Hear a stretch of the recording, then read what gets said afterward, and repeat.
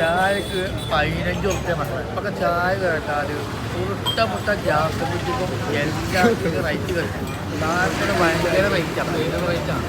അപ്പോൾ നമ്മൾ വിചാരിക്കുന്ന ചായ 10 റുപ്യ വിചാരിക്കും. 10 15 പൊറാട്ടയ്ക്ക് 8 4 6 റുപ്യ പൊറാട്ടയ്ക്ക്. ഇപ്പോൾ പച്ചക്കറിക്കും സബോളക്കും ഇറച്ചിയൊക്കെ പ്രയോഗിക്കും 320. ചിക്കന് 120, ബീഫിന് 340.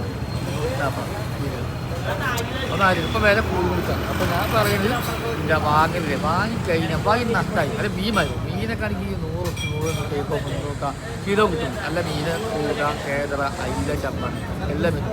മനുഷ്യന്മാർക്കൊന്നും ജീവിച്ചാൽ ഒരു മാർഗ്ഗമില്ല. ആ ബ്ലോഗറാണ് ഇതിനെക്കുറിച്ച് മണ്ണാക്കാട് മുന്നിപ്പോയാൽ ആരും എല്ലാത്തിനും കണ്ടിട്ട് ഞാൻ പറയുന്ന കാര്യം നല്ല കാര്യം. അത് വേണമെങ്കിൽ ഇത് വിശ്വസിച്ചാൽ മതി. ഇതിൽ വിശ്വസിക്കണ്ട. അത് ഇനിയിപ്പോൾ കട്ടിക്കളയോ കേരളീയ അത് നിങ്ങളെ. അപ്പോൾ ഞാൻ യൂട്യൂബിലും ഇൻസ്റ്റാഗ്രാമിലും ഫേസ്ബുക്കിലും ഇറക്കി ഷെയർ.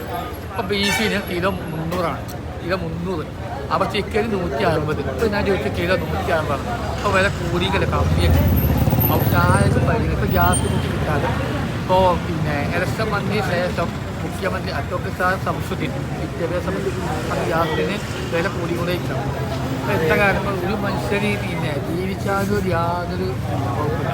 അപ്പോൾ എനിക്ക് പറയാനുള്ളത് എന്താ രാഷ്ട്രീയമായിട്ട് ഒരു പരിപാടിക്കും അറിയാം. അപ്പോൾ ഓക്കെ പറഞ്ഞു.